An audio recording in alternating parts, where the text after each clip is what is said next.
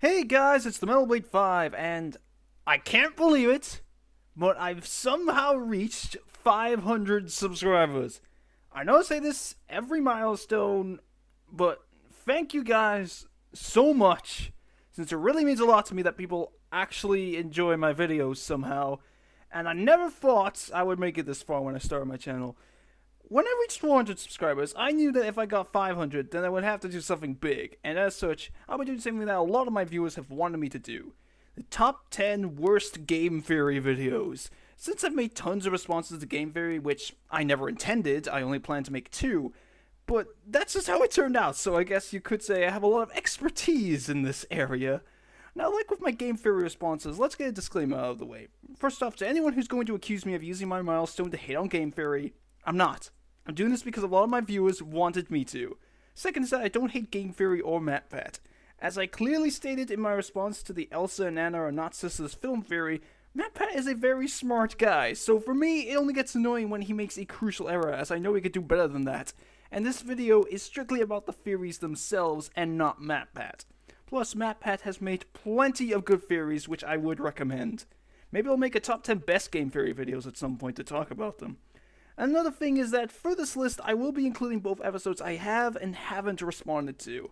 And for anyone who's seen DeFawfuliz's top 9 worst game theory episodes, some of those theories will also be on this list.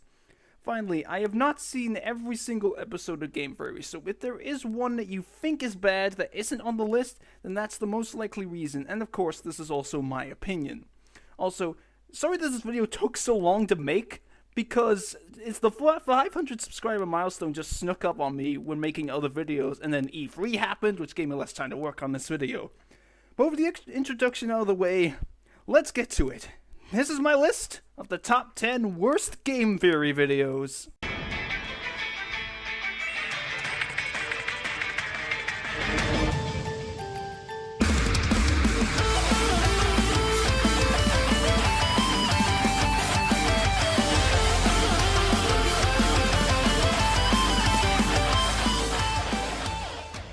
The Wario Waft theory.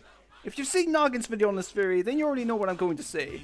So, in this theory, MatPat examines Wario's Wario Waft move from Smash Bros., in which Wario farts and gets launched into the air.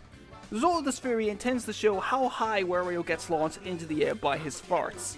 However, there was one teeny tiny mistake in this theory. Wario is 10 feet tall! I'm not kidding! MatPat compares Wario's height with that of the other Mario characters, and somehow comes to the conclusion that he is 10 feet tall. How? Mario characters do have official heights to compare. Mario is 5 foot 1 inch, so I did MatPat compare Wario's height to Mario's. The only game in which Wario is really big is in his debut appearance in Super Mario Land 2. However, that is only one game, and all of Wario's other appearances contradict his height here. Wario's height could be a result of a calculation within another part of the theory, in which MatPat calculates Mario's height as being 9 feet compared to Peach. However, that was using Super Mario. And as Noggin said in his video, we don't know if Peach is in her full or unsuper sizes in Super Mario Bros., in which MatPat could have just used Mario 2 to compare. As a result of the Wario height mistake, the results of how high Wario can be launched by the Wario Waft is wrong. If we were to use Wario's correct height, then the distance Wario gets launched would still be very impressive, but not as high as suggested in this theory. However, putting that mistake aside, this video is actually very good, as everything else MatPat says in this video is correct, and MatPat even joked about this mistake in one of his more recent theories, so that's the reason why this theory is only at number 10. The Zelda Timeline is wrong. Like with the Wario Waft theory, this theory is pretty good for the most part, but there is one issue with this theory, which is why it's on here. And unlike the Wario Waft theory, this is a mistake that MatPat has never addressed, and he still brings it up from time to time. The issue with this theory is something that really bothers me in some other game theory videos. However, I think this theory is the worst example of this. The problem is that the title is misleading. The title obviously suggests that the Zelda Timeline is wrong, and when I first came across this theory, I was expecting MatPat to bring up evidence within different Zelda games that pieces the games together differently to how the timeline does, but that isn't the case. For this theory, MatPat focuses on the fact that there are 3 different timelines. The child timeline, where Link defeats Ganondorf and goes back in time. The adult timeline, where Link defeats Ganondorf but stays an adult. And the fallen hero timeline, where Link gets killed by Ganondorf. MatPat explains that the cause of this is a result of parallel universes. In the video, MatPat uses the example of choosing between cereal or chocolate cake for breakfast, and that depending on what decision he makes, there is an alternate universe in which he makes the other decision. A bit like that one episode of Futurama, but with coin flips in Futurama's case. This is all fine and dandy, but the problem with this theory and why the title is misleading is that this is the reason why Zelda Timeline is wrong in MatPat's eyes. If this theory was true, then it wouldn't mean the timeline is wrong, but rather it just spans across multiple universes. What's also weird is that MatPat does claim that the timeline is wrong because of this. It's not just the title being misleading, which doesn't make any sense because in order for the timeline to be wrong, the games have to take place in a different order, not because of alternate universes. Pokemon battles are animal abuse. This is the first theory on the list that was also in the Fawfulizer's list. Now, when I first saw this theory back when I was a fan of game theory, I thought that I was going to absolutely hate this theory because I hate all the arguments from organizations like PETA that say Pokemon encourages cockfighting along with their dumb parody games. Honestly, this theory isn't really bad, it's just that MatPat kind of overlooks some things. Now, as the Fawfulizer mentions in his countdown, there is a video on this very same topic made by Arwing Aaron 64, which I have also seen, and it's a really good video, and in turn points out some of the issues of this theory. Arwing Aaron's video shows that Pokemon battles are not animal abuse, as in the case of real-life abuse, in cockfights and dogfights, humans exploit animals as they are less intelligent for the sole benefit of the owner. However, in the case of Pokemon, they evolve, and the majority of Pokemon evolve through battling. Even for Pokemon that don't evolve via battling, or don't evolve in general, they still get stronger as they gain experience, which levels them up. So it is in a Pokemon's instinct to battle as they become stronger. Further adding to this is the fact that Pokemon are actually very intelligent, unlike real-life animals, as seen in both the games from Pokédex entries, and especially the anime. There are even cases of Pokemon refusing to battle, which shows that trainers aren't forcing them to do anything. Plus, as Arwing Aaron points out, a trainer raising Pokemon is kind of like a coach with a sports team, as they come up with strategies to help themselves improve. This is even represented in the Pokemon theme song, as one of the lyrics is, "You'll teach me, yeah, now I'll teach you." As for MatPat's claims that leaving Pokemon in the PC is being the same as stuffing them into a box, that point is debunked by the PC system itself. With the PC, you aren't stuffing Pokemon into a box, but in actuality they are being sent to the person in charge of the PC in the respective regions, such as Bill, so they aren't trapped anywhere. Finally, MatPat compares Team Plasma, the villains of Gen 5, with PETA and the Animal Liberation Front, which to be fair is an accurate comparison. However, the big thing that MatPat looks over in regards to Team Plasma is that their real plan is to take over the world. Of course! And their Freeing Pokemon campaign is actually just a ruse to not only have Anna on their side, but also so that all trainers will release their Pokemon so nobody can challenge them. So in conclusion, Pokemon battles are not animal abuse, and are actually to help Pokemon grow. Putting Pokemon in the PC isn't trapping them, and Team Plasma are PETA, but they really just want to take over the world. Wait a minute, what's the difference again? How fast is Sonic? Again, if you've seen Noggin's video on this, then you know what I'm going to say. This theory states that Sonic is a liar, and that he can't run anywhere near the speed of sound. MatPat takes this even further and says that Mario is faster than Sonic, at least when it comes to their first games. Getting the Mario is faster argument out of the way, and this was something that I thought of back when I first saw this video, MatPat measures the flat distance of World 1-1 and Green Hill Zone, meaning that in the case of Sonic, he doesn't take into account all the hills and loops in the level that would affect Sonic's speed. Moving on to Sonic's speed itself, MatPat's method of measuring Sonic's maximum speed is by performing calculations based on one of the daytime stages in Sonic Unleashed, in which Sonic starts at his maximum speed. MatPat does this by taking the measurements of the building Sonic starts next to, as apparently MatPat lived across the street from that same building in real life when he was a kid. This was another issue I noticed back when I first saw this video. How can MatPat know the measurements of the building? Just because he lived across the street from it doesn't mean he knows its exact length, unless he actually measured it when he was a kid. But even then, MatPat doesn't explain where he gets the measurements from. Anyway, MatPat's final calculations present that Sonic can't run anywhere near the speed of sound. However, as Noggin stated in his video, MatPat only calculates how fast Sonic is moving forward, and not when he's moving left or right, in which Sonic moves instantly and doesn't slow down. So Noggin took this into account and calculated that Sonic is moving at just under the speed of sound. Now that would suggest that MatPat is still right. However, Noggin presents a brilliant point in his video, which is that Sonic may be intentionally not running at the speed of sound, because whenever an object breaks the speed of sound, it creates a sonic boom. No, not that one. Thank God. A sonic boom is basically an invisible explosion of wind, which causes damage to anything nearby, so Sonic could be running under the speed of sound so that he doesn't damage the environment and people he vows to protect, because early Sonic games had a very environmental protection kind of theme to it. Plus, if Sonic ran faster than the speed of sound all the time, he would instantly die by touching a wall like the Mach speed sections in Sonic 06. But there is one other thing, as Noggin pointed out in a follow-up video, which shows that Sonic can run faster than the speed of sound. In the opening to Sonic CD, Sonic actually creates a sonic boom, as you can see it touch the water below. And Sonic CD was one of the early Sonic games, meaning that Sonic was still somewhat inexperienced at this point. So there, Sonic can roll around at the speed of sound. Pyros Gender. Once again, we have another theory covered by Noggin. There is quite a debate on the internet regarding the gender of the Pyro from Team Fortress 2, especially as there's evidence for either side, but MatPat attempts to end this debate by examining Pyro's body measurements, in which MatPat concludes that Pyro is a gay man. When I first saw this video, I didn't notice any issues with it until I saw Noggin's video. As I just said, MatPat tried to determine Pyro's gender by examining his or her body measurements. However, there was one issue with this. Pyro is in a flame retardant suit. That means that all of the body measurements are actually the measurements of the suit. The only way that this would apply to Pyro is if the suit was made to fit him or her perfectly, which there isn't any evidence of, as far as I'm aware at least. MatPat's other piece of evidence which suggests that Pyro is a gay man is that Pyro is a schizophrenic, as seen in the Meet the Pyro video, where he or she sees everything as a fantasy land with rainbows and unicorns, in which schizophrenia is more common among gay people, and that combined with the measurements shows that Pyro is most likely a gay man. However, there is yet another issue with this.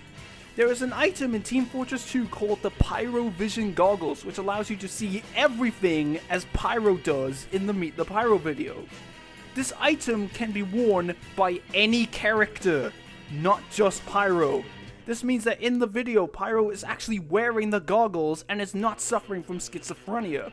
What's more is that when playing as Pyro without the goggles, everything is normal. As a result of this, the two pieces of evidence MatPat uses to prove Pyro's gender have been debunked, which still leaves Pyro's gender a mystery. Now, I haven't played Team Fortress 2, but if you were to ask me what gender I think Pyro is, I would probably say male, because the voice, while muffled, sounds very masculine to me, plus it would stay consistent with the rest of the classes. Mega Man's true villain. We've now reached a theory that I've actually responded to. For anyone watching who hasn't seen my response, this theory states that in the Mega Man games, everything that happens is Dr. Light's fault rather than Dr. Wily's. The main reason for this is that MatPat presents evidence which suggests that Dr. Light did not give Mega Man and the Robot Masters any sort of laws similar to Asimov's laws of robotics in which robots cannot harm humans. The main reason for this stems from Mega Man attempting to kill Wily in Mega Man 7, as well as Proto Man possessing free will. In the case of Mega Man, for one, Mega Man attempting to kill Wily was only added in the American version. In the Japanese version, Mega Man stops after Wily tells him that robots cannot harm humans. Plus, as I say in my response, it's possible that Dr. Light intentionally gave Mega Man the ability to kill humans, since Mega Man is fighting to save the world, and there could be a situation in which Mega Man may need to kill someone to bring peace. This is even touched upon in the cutscene, as Mega Man knows that if Wily is arrested, he'll just break out of prison again. Also, in the games, Mega Man is shown to have some sort of free will.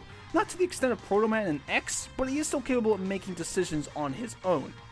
As for Proto Man, he was literally a prototype for using free will in robots, as his name suggests, but MatPat also says that Dr. Light allowed Proto Man to escape. which is wrong, as Proto Man escaped without Dr. Light knowing, since he had a damaged core, which, when fixed, would make him lose his free will. However, getting to the main part of this theory, we have the Robot Masters, in which MatPat says that Dr. Light failing to give them any laws of robotics meant that they joined Wily's side. In the games, the Robot Masters have shown to possess normal programming, which plays a large role in debunking this theory. MatPat states that based off of the cutscene in Mega Man 9 that reveals Wily as the villain, that Wily convinced the Robot Masters to join his side, since they were going to be scrapped. For one, this is combining the plots of Mega Man 1 and 9, which is dumb in my opinion, but more importantly, it is stated in the game that Wily promised to make the Mega Man 9 Robot Masters better, so that they wouldn't be scrapped, but in actuality he reprogrammed them to be evil. This also applies to the Mega Man 1 Robot Masters, as Wily reprogrammed to help them try take over the world. Of course! Would you stop doing that? Anyway, this combined with the evidence from a cutscene in Super Adventure Rockman, which suggests that the Robot Masters do have Asimov's laws of robotics, shows that Wily didn't convince them to join his side. Also, based on MatPat's wording, it sounds like he thinks Dr. Light made all of the Robot Masters, when that isn't the case. He only made the Mega Man 1 and 9 Robot Masters. In the other games, they're either made by Wily or partially Mega Man 3, made by other scientists but once again reprogrammed by Wily, or in the case of Mega Man 4, they were made by Dr. Cossack, who was blackmailed by Wily to make the Robot Masters. When you play a lot of Mega Man games like me, you start to notice all the holes in this theory. Plus, even if this theory is true, Wily is still the villain. The title is once again misleading, since he's using the Robot Masters to try to take over the world. Don't you fucking dare. The Wii U is the new Virtual Boy. As someone who tries to defend the Wii U, as I honestly believe it is nowhere near as bad as a lot of people make it out to be, I was pissed when I came across this theory and saw they was comparing the Wii U to the freaking Virtual Boy. The worst Nintendo console, and probably the worst video game console of all time. MatPat explains that the Wii U is failing because of the same reasons why the Virtual Boy failed. However, MatPat's comparisons made with the Wii U are either inaccurate or apply to other Nintendo consoles as well. First off, we have bad battery life. The Virtual Boy consumed batteries at a very fast rate, and MatPat claims that the Wii U is similar because the gamepad runs out of battery really fast at 3.5 hours. However, MatPat doesn't take into account that you can play the Wii U while the gamepad is charging, just like the DS and 3DS, meaning that you can keep it plugged in, which means you don't need to worry about the battery life. Next up is cost. When the Virtual Boy came out, it was the most expensive handheld console at around $180, £125 in the UK. And MatPat says that despite the Wii U being the cheapest of all the big three's home consoles, the fact that you need to buy peripherals such as an extra battery pack, Wii remotes, and games raises the cost. With the battery pack, you don't need it, since you can keep the gamepad charged. For Wii remotes, if you already have a Wii, which a lot of Wii U owners do, then you can sync up your Wii remotes to the Wii U instead of having to buy new ones. And lastly, the games is a really dumb point in my opinion. First, MatPat said that the Wii U wasn't bundled with any games when it launched. That isn't the case, at least in the UK, as when the Wii U launched it was bundled with either Nintendo Land or Zombie U. But the bigger point is that buying games for a console applies to every games console in existence. So this whole buying games raises cost argument also applies to the PS4 and Xbox One, which have more expensive starting prices. Next, MatPat says that the Wii U was rushed like the Virtual Boy, which was never intended to be released in its current form. This is because Nintendo announced the Wii U a year later after Reggie and Iwata said that the Wii still had life ahead of it, and because the Wii U was rushed to compete with Sony and Microsoft. However, unlike the Virtual Boy, which was only partially completed, the Wii U was actually finished before being released. Next is no games, and in turn no launch titles. The Virtual Boy had one of the smallest libraries of games, with only 14 outside of Japan, and only 4 launch titles which weren't interesting. Now while the Wii U also had a bad launch, as many of its third-party games were already on other consoles which were more powerful, the Wii U launched with 23 games. More than the entire Virtual Boy library. Plus, MatPat fails to acknowledge that the 3DS also had a bad launch. I actually didn't get a 3DS until a year after it released, since there were no games on it that I was interested in. The Wii U isn't the only other Nintendo console that had a bad launch. The final issue, which is an actual problem with the Wii U but not for the same reasons as the Virtual Boy, is the lack of third-party support. With the Virtual Boy, many third-party developers were not allowed to see the Virtual Boy before it came out, so many didn't know how to use its virtual reality. MatPat says that the Wii U is suffering a similar fate because third-party developers making games for the Wii U is more expensive due to incorporating the gamepad, which even then a lot of developers don't use properly. First, unlike the Virtual Boy, third-party developers were allowed to see the Wii U as there were third-party games when it launched. Second is that the reason why the Wii U lacks third-party support is because it isn't selling well. The developers want to make sure that their games are on a console in which it's guaranteed to sell to make a profit, not because it's more expensive to develop. And finally, the Wii U wasn't the only Nintendo console in which developers were unsure how to use its gimmick. When the DS came out, a lot of people were unsure how to use the bottom screen. It was only until Pokemon Diamond and Pearl that people realized it could be used for menus and the like. The only, and I mean the only, reason why I have never made a response to this theory is because plenty of people already have, and they've said pretty much everything I would say, so I thought it would be redundant. Toad's deadly secret. Oh, how this theory aggravates me just thinking about it. In my response video to this theory, I went ballistic as I tear this theory apart, and now it's time to do it all over again. This theory states that in the Mario series, toads are actually people that have been infected and brainwashed by fungi like the zombies from The Last of Us, which is based on a real-life process in which cordyceps from fungus can take over the minds of insects. MatPat starts off this theory by suggesting that toads were normal humans that were infected with cordyceps from being found in dark and damp places and forced the Goombas to join Bowser's side to stop the kingdom from being taken over. Not only are toads found in places all over the Mushroom Kingdom, including bright and sunny areas, but as seen in the Paper Mario series, there are good Goombas, meaning that the Goombas in the main games just betrayed the Mushroom Kingdom by joining Bowser's side rather than out of desperation. Plus, in real life, cordyceps eventually kill their host shortly after they sprout, but in the Mario series, we see really old toads, such as Toadsworth, who we see at a younger age in Mario and Luigi Partners in Time, and still had a mushroom on his head back then.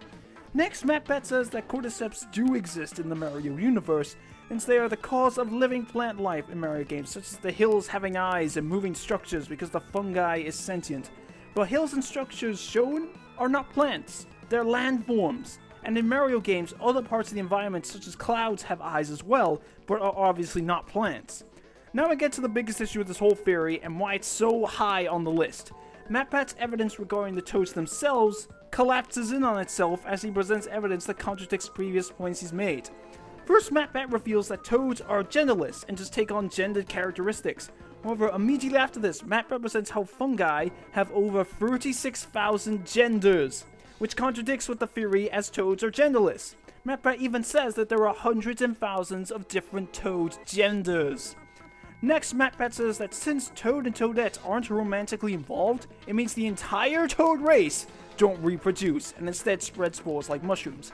Not only is this a big stretch, but the Mario RPGs have shown toads to be married and have children. Then MatPat reveals that toads aren't actually mushrooms, but not only does this contradict with the idea of them spreading spores, but later in the theory, MatPat says that Bowser is actually the hero, since in the original Super Mario Bros. He also turns the toads into horsehair plants to stop fungi from growing. But toads aren't mushrooms, so this will do jack shit. And on the subject of MatPat saying that Bowser is the hero, he says that Bowser kidnapping Peach is actually him saving her from the fungi. However, once again, the Mario RPGs prove this wrong, as they clearly show that Bowser has evil and selfish ambitions, as well as the fact that Peach hates Bowser. Plus, some of Bowser's plans make no sense if this is what he's actually doing, such as in Super Mario Galaxy, where he tries to take over the whole universe. MatPat also shows that in the manual of Super Mario Bros., it says that Mario is maybe the hero. However, like I said in my response, I believe that's just referring to how Luigi is playable in the game. But finally, we reach the dumbest part of this theory in my opinion. The part where MatPat says that Peach is actually evil and behind all of the cordyceps.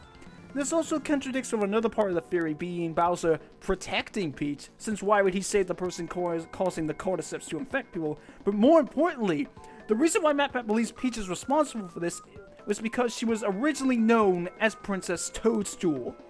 I facepalmed when I first saw this. Toadstool is Peach's last name, not some evil crime alias. But also, Peach has always been called Peach in Japan. Toadstool was just a name made for the English versions of early Mario games before they decided to make it Peach like Japan. Also, going back to Mario and Luigi Partners in Time, Toads were already around when Peach was a baby, meaning she couldn't have anything to do with it if the rest of this theory was true. This theory just has way too many problems to be taken seriously in my opinion.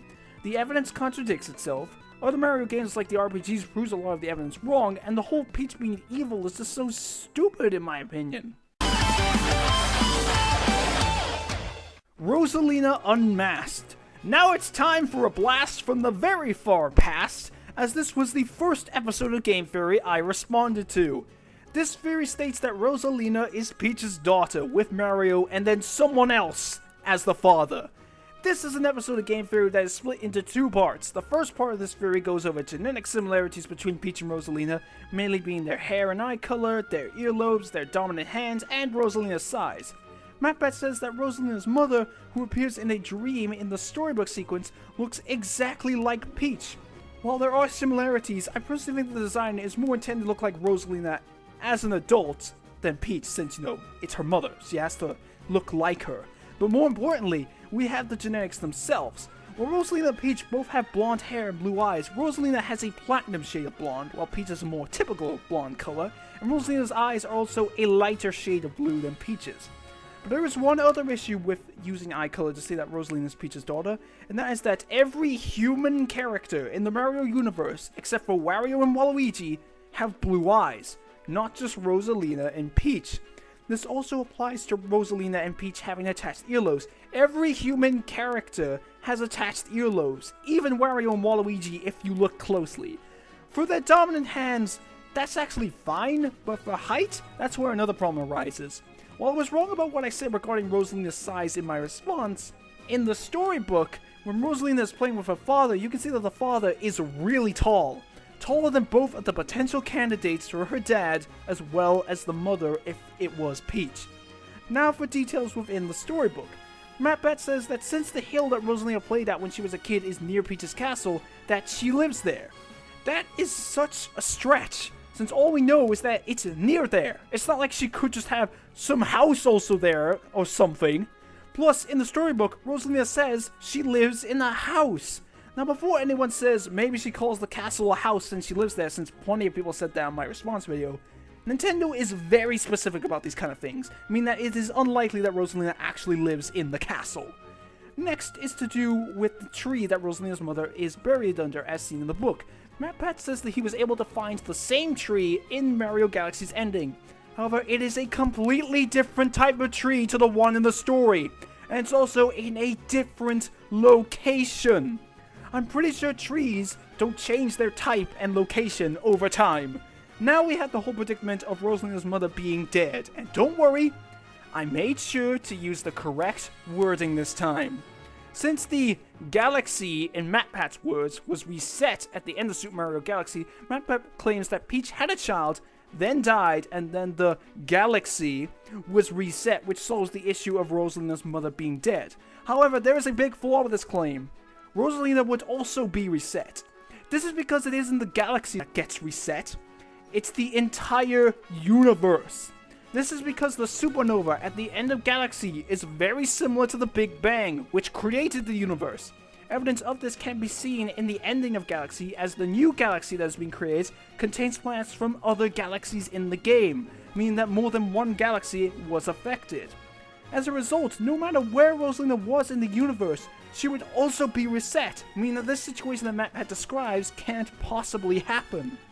Next, MacBat explains the reason why Peach and Rosalina are the same age, if they're mother and daughter. Since the Comet Observatory moves so fast, Rosalina would age much slower. However, the Comet Observatory moves at almost the speed of light, and if an object moves at around the speed of light, time practically stops. As a result, Rosalina ages incredibly, and I mean incredibly slowly, which means she can't be Peach's daughter for two reasons. One is that if Rosalina was Peach's daughter, then the time it takes for her to reach 20 would be so long that Peach would be dead, or that in order for Rosalina to be about 20 by the events of Galaxy, she would have to have been born hundreds of years ago, since she's aging so slowly. Now we have MatPat's evidence showing that Rosalina's dad has a mustache, since it was in the French version of Galaxy. The fact that it's in the French version, and not the Japanese version, limits the effectiveness of this evidence because this wasn't intended by the creators. It's just some random thing the French decided to add in. Finally, we had the big shift as MatPat states that Luigi is Rosalina's father rather than Mario like he said before. First off, the arguments MatPat used about Luigi's genetics had the same issues as the point about Mario, but the bigger issue with the statement is that Peach and Luigi have no interest in each other. So claiming that they are getting together is a massive stretch. MatPat claims that Peach is cold towards Mario, but not only is that not the case in a lot of Mario games, but she's even more cold to Luigi. Also, MatPat says that Rosalina's telescope came from Luigi's as there's a telescope in Luigi's mansion. Not only do the telescopes have different designs, but as the Fawfalizer pointed out, at the end of Luigi's mansion, the mansion disappears, including the telescope. But you know, why the hell am I even trying to debunk other parts of this theory when MatPat already debunked this theory himself in his own video? Near the end of part 2, MatPat shows that Yoshiaki Koizumi, the director of Galaxy and the writer of Rosalina's storybook, said that Rosalina and Peach were originally going to be related. Sorry MatPat, but you blew up your own theory. The keyword is originally. This means that they planned for Peach and Rosalina to be related, but changed it, meaning they are not related. Oh boy. We finally reached the... Wait a minute, why am I even bothering to create build-up? You already know what it is. Mario is mental. The absolute bottom of the barrel for game theory in my opinion. This theory just pisses me off in so many ways as I went through in my response to it, which is my most viewed video. And I'm still not done with this theory after almost 2 years. To anyone who somehow has never heard of this theory before, it obviously claims that Mario is a psychopath, and MatPat pretty much tries to destroy every part of Mario's character and everything that he and the series stands for. First off, we go all the way back to Donkey Kong, in which Mario forced Donkey Kong to perform in a circus juggling pineapples and then kidnaps Donkey Kong while trying to electrocute DK Jr. All of this has been debunked by MatPat himself, as he now believes that Jumpman is actually Mario's father and not actual Mario. However, it still is never stated in Donkey Kong Circus if Jumpman actually owns the circus. And I still kind of believe that in the case of DK Jr., he was kind of desperate. But getting to the points that actually matter now, MatPat states that Mario beats up innocent animals like Wigglers in Super Mario 64 and Super Mario Sunshine, and Cheep Cheeps in many games. For the Wigglers, in Super Mario Sunshine, the Wiggler was preventing the legendary Sandbird from hatching by preventing the egg from getting any sunlight, and Mario fought the Wiggler in the next mission because it was rampaging across the beach. In Mario 64, Mario had no idea that a Wiggler was living in Tiny Huge Island, and he was forced into a kill or be killed situation pretty much. Plus, Wigglers are a part of Bowser's army. As for Cheep Cheeps, not only are they also part of Bowser's army, but they also cause damage to Mario when he touches them, and they swim in large numbers, so Mario obviously kills them to prevent them from hurting him. Even if Mario did this for fun, he wouldn't be any worse than people who go fishing for sport. And there are Cheep Cheeps that do go after Mario. Next, MatPat states that Mario abuses his friends and family. First, he says that in Super Mario World, Mario punches Yoshi in the back of the head. Mario is actually pointing, as if you look at official artwork for Super Mario World, Mario is pointing. It's just that the graphics make it look like he's punching Yoshi. Plus, Mario points in every other game in which he rides Yoshi. As for Mario dropping Yoshi down a pit, you never need to do that. It's just a strategy that players came up with, and Mario never does this out of gameplay, meaning that it's the player doing it and not Mario. Saying this is kind of like saying Commander Shepard is a renegade just because you went down the renegade path in Mass Effect. For Luigi, this part pisses me off. First, in pretty much every Mario game, Luigi never asks Mario to join him. He just lets Mario run off, so saying that Mario refuses to let Luigi come with him is just wrong. Whenever Luigi does tag along, he's typically with Mario as Peach gets kidnapped. Also, Mario would have legitimate reasons not to let Luigi come with him if he was preventing Luigi from doing so, such as making sure that nothing bad happens to Luigi on the adventure. As for the end of New Super Mario Bros. Wii and Mario is Missing, for Mario Wii, the hot air balloon that Mario and Peach were in flies off on its own, as there's no fire ignited. And in Mario is Missing, Mario doesn't say anything. That doesn't mean he's being a dick to Luigi. In the PC version of Mario is Missing, I believe it's that version, Mario and Luigi hug at the end of the game. Now we have the big one being Mario standing on Luigi's foot!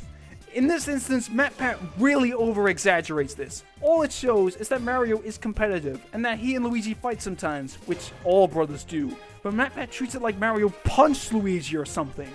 I also hate how a lot of YouTubers I've seen, such as SGB, have called Mario a jerk because of this one moment.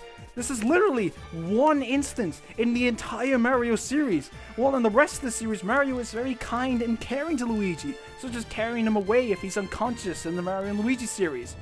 Let's just forget all that, since he stood on Luigi's foot one time.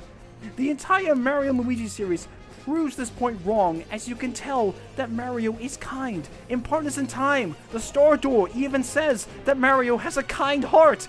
That is a direct confirmation from Nintendo that Mario is a kind person. Next, MatPat says that Mario is a womanizer because of Pauline and Daisy. The arguments about Pauline are being debunked due to MatPat saying that Jumpman is Mario's father, which would make Pauline his mother. But there are still some arguments, such as the fact that Mario has never shown any romantic feelings for Pauline. It's the other way around. For Daisy, the only thing MatPat works off of is the ending of Super Mario Land, in which Daisy kisses Mario. Let me repeat that. Daisy kisses Mario, and not the other way around. And just because Mario says her name twice doesn't mean they're in love. Now to the main point of Part 2.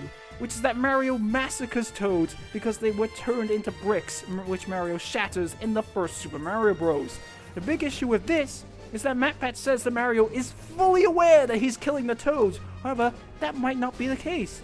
Did MatPat ever consider that maybe Mario isn't aware of Bowser's curse on the Toads? To clarify something from my response video, I used evidence from an animated Mario movie only released in Japan that was based on the first game to show that Mario didn't know about the curse. My reasoning behind this was that the movie has a character who tells Mario about the curse, but he doesn't exist in the games as the movie isn't canon, so that would likely suggest that Mario doesn't know about the curse. Back when I first found out about that plot point in the original Super Mario Bros., I instantly thought that Mario was probably unaware that about the curse. So why couldn't MatPat think of that possibility as well? Lastly, MatPat says that Mario enjoys killing enemies and compares it to a form of East Asian torture.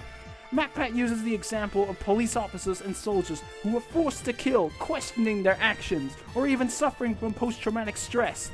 In Mario games, enemies either just fall off the screen or poof out of existence. This is different to the examples used by MatPat, as typically, the most common cause of PTSD seen in media is from killing another human or seeing someone die gruesomely.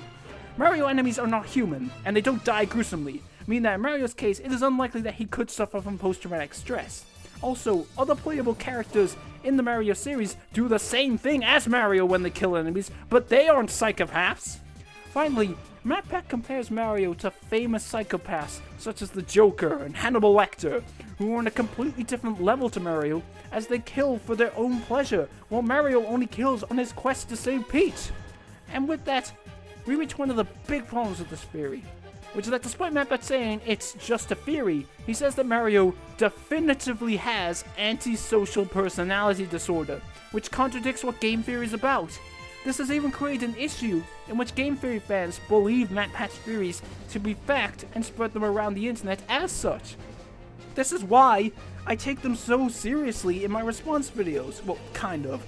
Now, there is actually one other reason why I hate this theory so much, which I've never talked about, but I think now is an appropriate time to. I used to be a fan of game theory, as I liked how informative the show is, and the ideas of some of the theories, but when this theory came out, along with several theories later on that I wasn't a fan of, I somewhat stopped being a fan of game theory. Part of this was also because MatPat wouldn't shut the fuck up about this theory, and still refers to it as fact, such as in his Majora's Mask Moon theory, where he has Mario run off with Pauline in the background for no reason but to reference this theory. In the Bullet Bill theory, he constantly refers to Mario as everyone's favorite sociopath, and in Rosalina Unmasked, he says that this theory is 100% true, as if this theory is MatPat's magnum opus.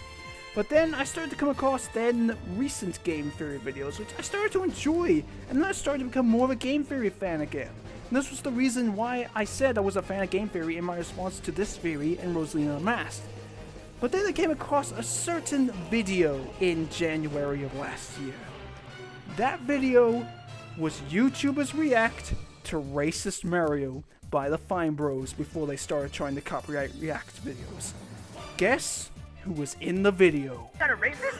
You're not Nintendo. Mario's a psychopath. And as a result of MatPat being in that video and making that comment, tons and tons of Game Theory fans started saying that MatPat was right and that Mario really was a sociopath because of Racist Mario, even though it's a fucking YouTube video that has nothing to do with the actual Mario games or Nintendo.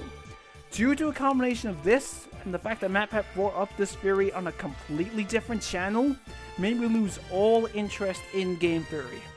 Not only do I hate the Mario's mental theory because it is a dumb theory with many flaws, and because MatPat never shuts up about it, but also because it ultimately ended up being the reason why I don't like game theory anymore.